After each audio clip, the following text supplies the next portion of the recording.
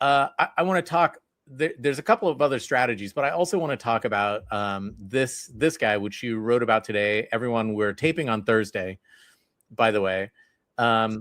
This is a city a sort of planned community in Tennessee. So this is in Jackson County, Tennessee. I wrote about this at the beginning of last year because Phil Williams, who's an investigative journalist in Nashville, started covering it. So some people have been talking about this place for a lot longer than the BBC. Yeah, because it's been in the works for a while. Yeah, and so this is a planned community that is sponsored by a venture capital group out of Dallas, Texas. So this is a different model than Battleground. Yes. Battleground is a billionaire, brings his business to the community and transforms the community. This is a group of venture capitalists buy up acreage in a rural area and want to make a planned conservative Christian community. And so part of this transformation of bringing these people into this community, having a bunch of Christian nationalists converge in this area where they can live as Christian nationalists, have their homeschools and their Christian churches and their Christian businesses and all of that, is that they would ultimately take over the government of Jackson County, where this community is. But this plan is one that this venture capital firm, it's called the Highland Ridge Project. And so they want to do these developments all across Appalachia. So they are targeting areas that are depressed, that have cheap land, that have, buildings that are probably already built that could just be bought for next to nothing and renovated. Yep. And, and nobody's paying attention. That's the other thing. A lot of the people on the ground in these communities are probably not very engaged politically. They've got too many other things to worry about. And so these people come in and dangle, here, I'll buy your land. Here, we'll start a business. Here, we'll fund your starting a business if you do it this way, the way we say, the Christian nationalist way, etc. So this is another model that you can look for, especially if you're in a rural area of an outside venture capital firm coming. The guy that's featured in the BBC article is not from the area. They hired him and bring him to the area to infiltrate the area and form the right connections and whatever. Looks like a regular nice guy. Well,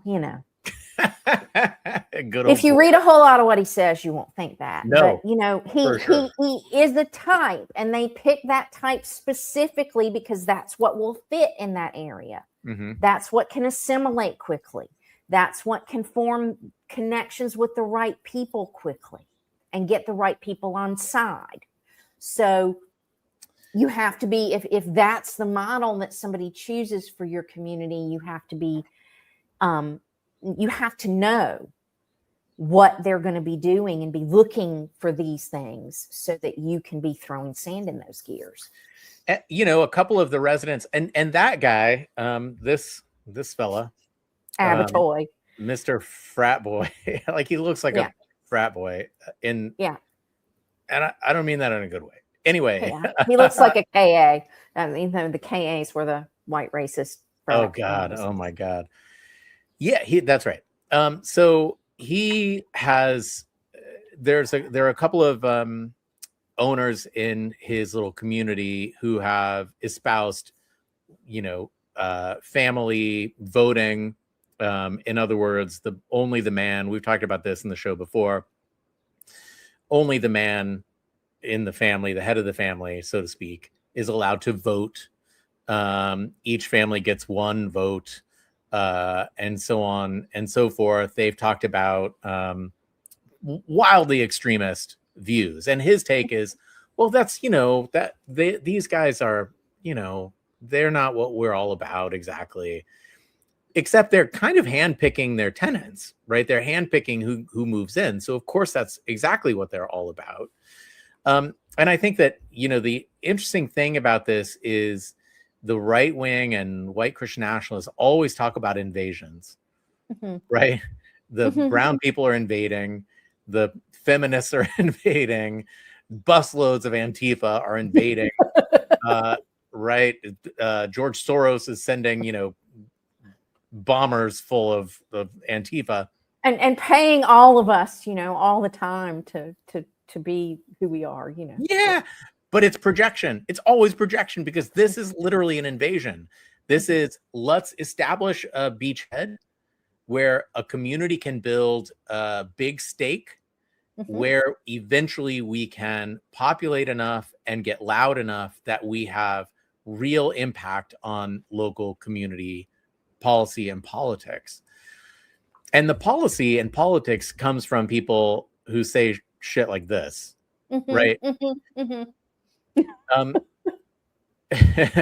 So I think the other thing that, and I'd love to get your comment on this, but the other thing is, let's say brown people do invade, right? Let's say, yes, there's a huge influx of non-white people. The question I always come back to is why and how, right? The why of any sort of immigration in that context is a personal journey to find work, to support your family. The purpose and product of this invasion that we are talking about today is to coerce you into having 1 million babies and removing all of your rights. Right? They are not the same kind of thing. So I want to know, we're going to show a video in a second, but I want to know where we go and what is the current status of all of this, because it is still happening. Well, the title of my newsletter today is Christian Nationalism, Making the U.S. One Battleground After Another. And, they're targeting places all over the United States with this, especially in rural areas. But in the piece, I even get to how they've used a top-down and bottom-up approach in Florida, to take over governments at the local level and then push down Christian nationalist things from the governor's office at the state level.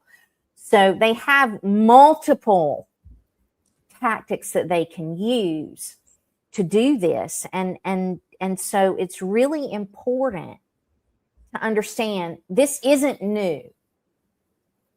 This is a version of company towns. Yeah.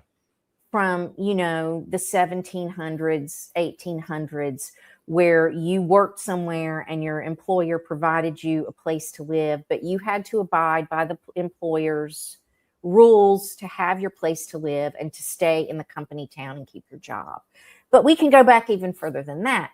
This is a version of lord and serf, where, the property owner, the lord, the noble person got a grant of land from the monarch, and then the serfs could live on the land and work the land at the master's leisure.